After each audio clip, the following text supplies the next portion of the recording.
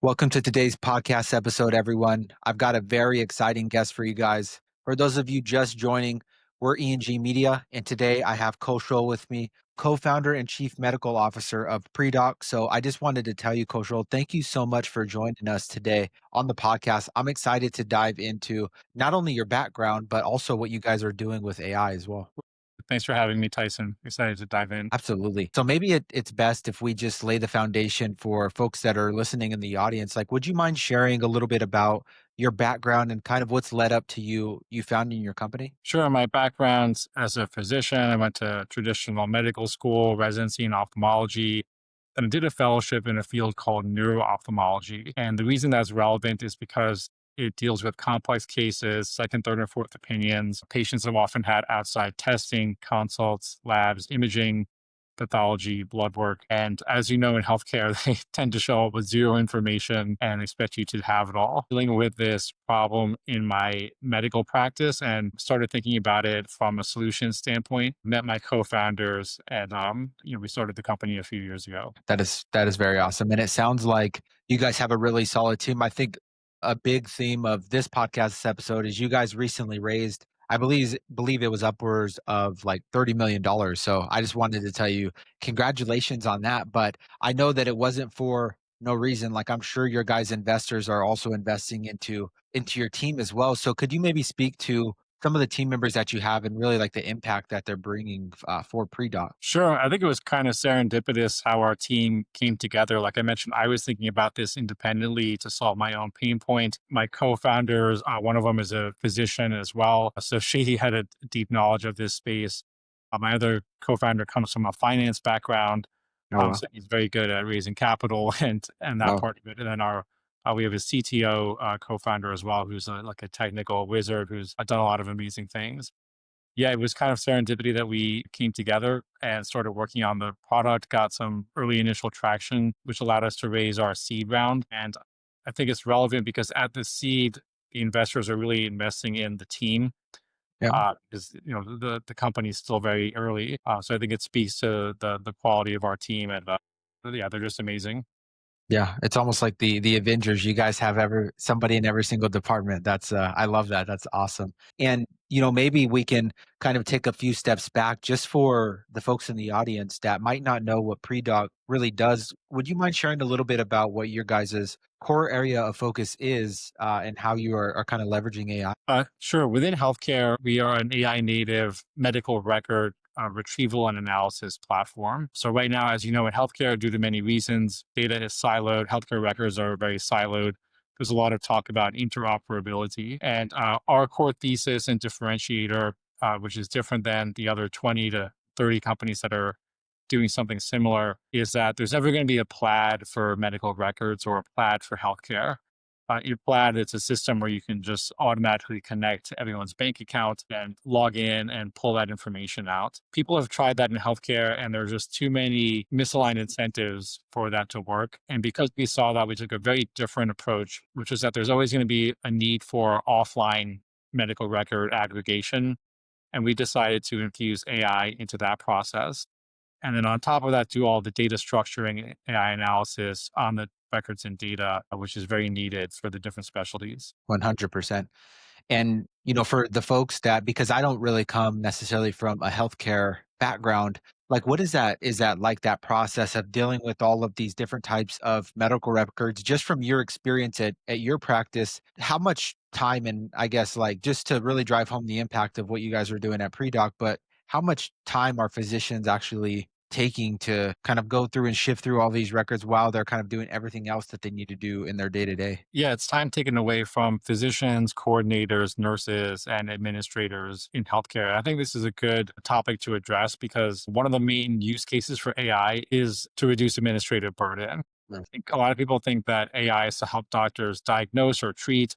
And yes, that's true to some extent, but that's not the real problem. What doctors really need help with is all the administrative work that happens before and after the actual diagnosis and treatment. So, hence the name Predoc, to Yeah. automate all of that work before the doctor. 100%. So it's almost like there's a lot of administrative work that they're kind of tasked with doing. And, I'm assuming that people and physicians, they have digital medical records. And do you guys essentially integrate with like some of the platforms where they're housing some of this information and kind of help them streamline that process to where they can almost create like a database and search up what type of documentation they need? Yeah, yeah. There's digital sources. There's something called the health information exchanges that we can tap into, where a lot of the large EHRs connect their data into. There's pharmacy data, prescription data, claims data, etc. But where we specialize is what we call offline or last mile medical record retrievals, which is to say that again, there's never going to be a single digital source or API that gets you 100% of the way there. And so teams on the ground are often still doing what we call chart chasing, Oh, which is this manual phoning, faxing, calling another provider or hospital to try and get the records or data on that patient. And we do all of that for our clients. So we're full service. We'll oh, get all the digitally available data, but then do that last mile retrieval so that they have a complete record set and don't need to have their own staff wasting time on this process. yeah, no, that is huge. And for any physicians that might come across this podcast, whether they're from your audience or they're from folks that we're talking with in our audience, what are some of the biggest things that Predocs users are saying, like the benefit that it's really driving home? Like, are you at liberty maybe to share, a recent successful, almost like a case study or use case, as to where you were really able to help a team kind of eliminate a lot of the manual processes that you just described, and like really like the impact and what that was able to do for them? Yeah, absolutely. I can walk you through a case study that's publicly available on our website. But we worked with a very large oncology network that was operating across 4 different states with about 100 plus clinicians and seeing about 2 million patients a year. They had a centralized team that was just doing record collection and review and indexation to chart prep these new oncology referrals for their providers. That's obviously a very large payroll spend. We were able to come in and over time downsize and repurpose that team to more meaningful work and completely automate their medical record retrievals and chart prep. Oh, wow. And so on top of the first of all, the economic benefits of reducing that spend, they also saw very rapid increase in turnaround time. It normally took maybe a couple of days to a week in order to obtain that record. That's down to about 9 to 10 hours now with our platform. We're able to also provide automated analysis of that medical record to decrease that clinician or PA or NP chart prep time. And then, of course, the physician satisfaction is huge. This is one of the most painful parts as a doctor. Again, it comes back to my kind of founding story that this is such a frustrating, painful process when you have a patient in front of you, you don't have their records, you don't know what's going on with them. Trying to get the history from the patient can be difficult in complex cases. And oftentimes you're having to bring that patient back. You can't properly administer treatment or come up with a plan.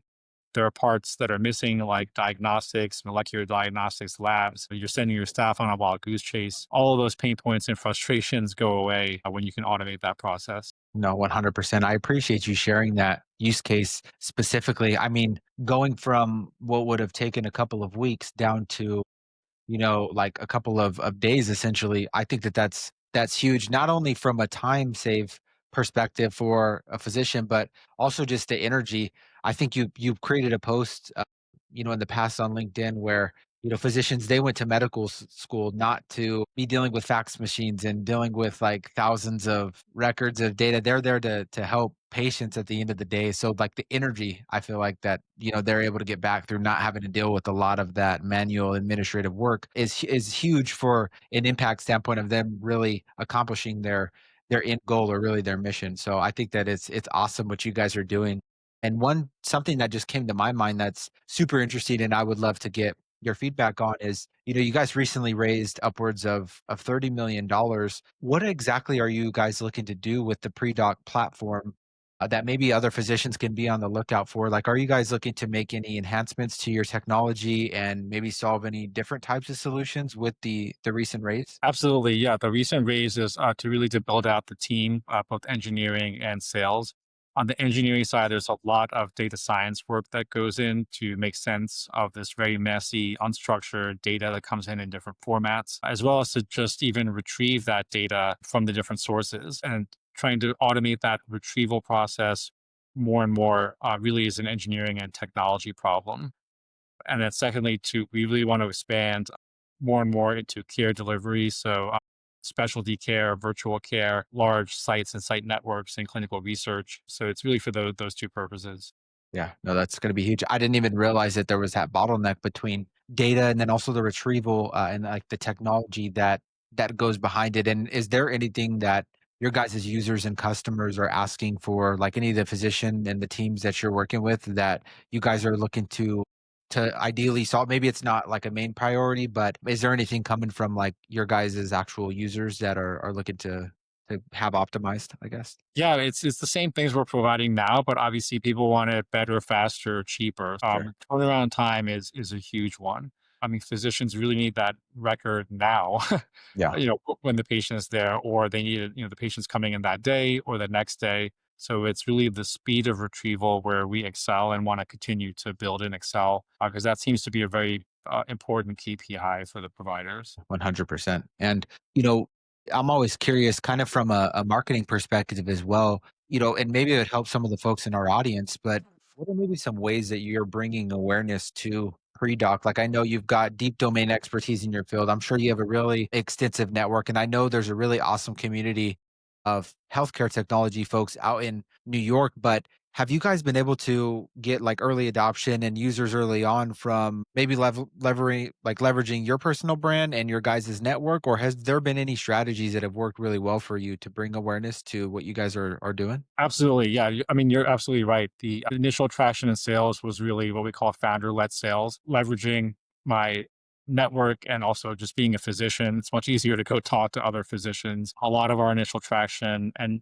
has and continue to come from that. This is an interesting topic, I think. It's in the community now is like, do you need a physician founder at your healthcare company? I think more and more people are talking about that. And I'm biased, obviously, but I think the answer is yes. But don't take it from me. I mean, talk to other people. But yeah, Yeah. obviously, I think the answer is yes because I've seen it in our own use case.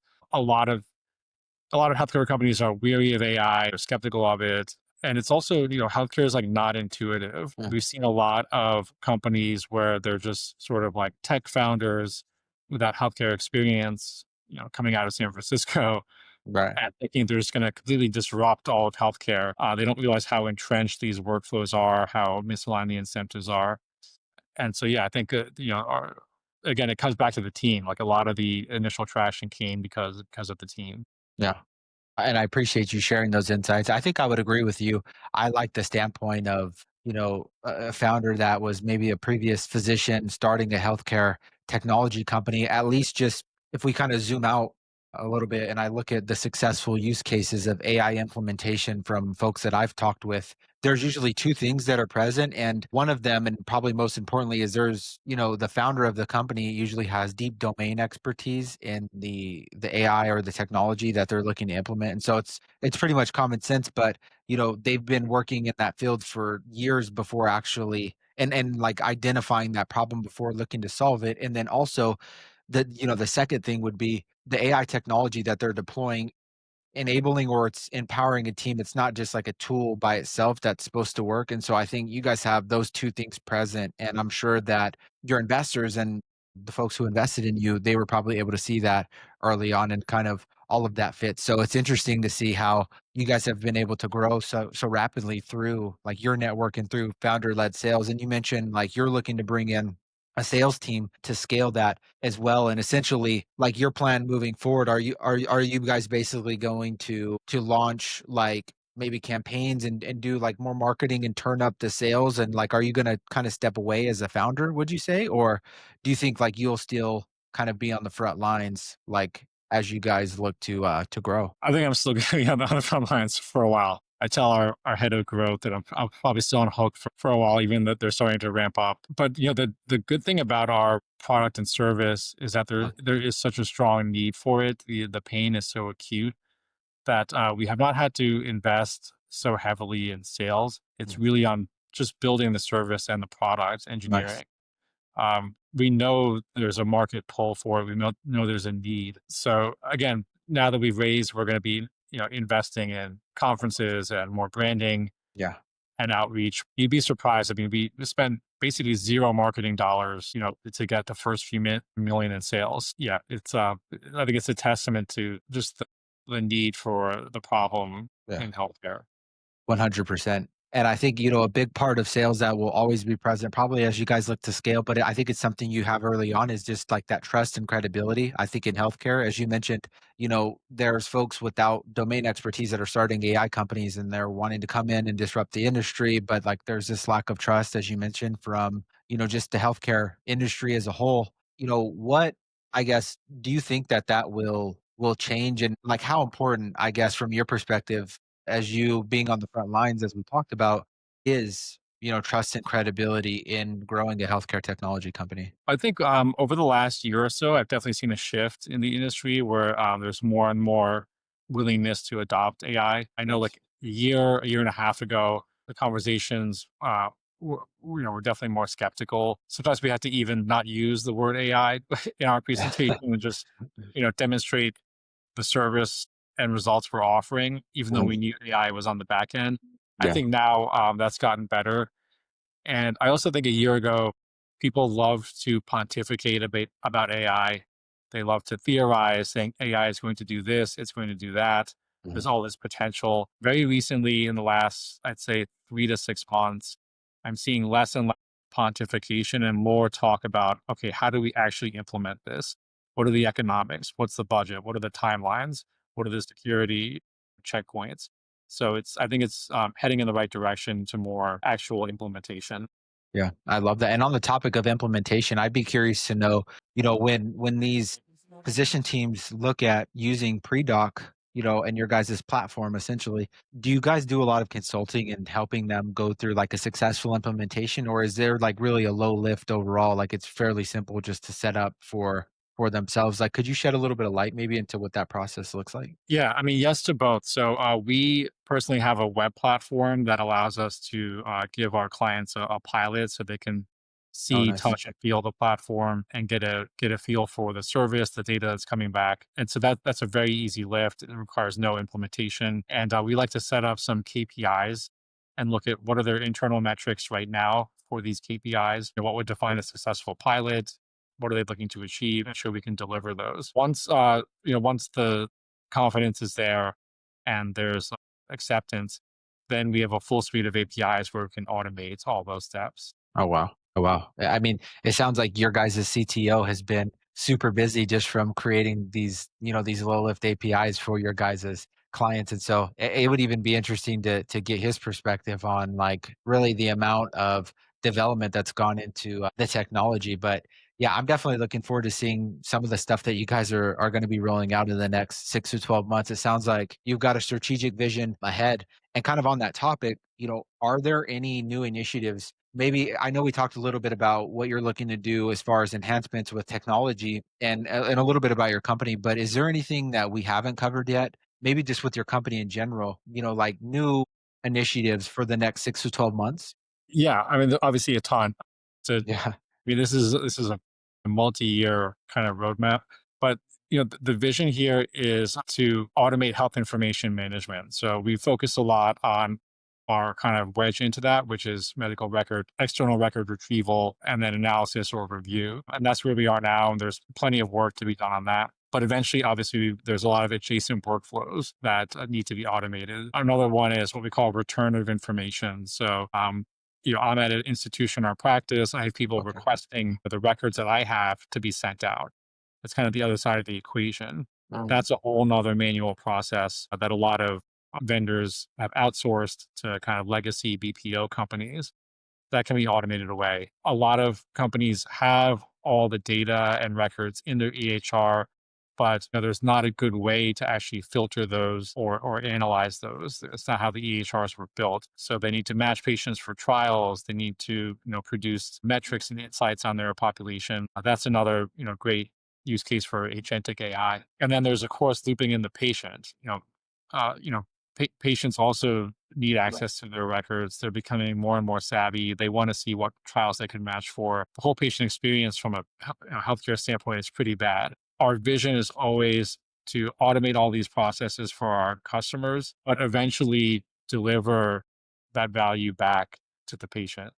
That is so awesome. I mean, I'm getting excited on just hearing you talk about it. I can just imagine how you and your team feel like what the next couple of years could look like and like the impact that you guys are going to make with, Pre-Doc. So I'm definitely gonna be on the lookout for everything that you guys are working on, and it's interesting to hear, like, some of the complexities in the integrations and what some of these workflows looks like, so I think it all relates back to, without the domain expertise, I don't really see how, maybe some of the other AI solutions out there are gonna be able to cut it, I guess, and getting, like, the result that they're kinda promising, but I know definitely it sounds like you guys have a strategic plan of attack moving forward, and, a question that I always love to ask, considering that we covered what a little bit of the things on the roadmap, let's just say hypothetically speaking, you could wave a magic wand and you could solve one thing in the business right now that maybe getting in the way, or it's almost like a bottleneck in the way of your company's roadmap.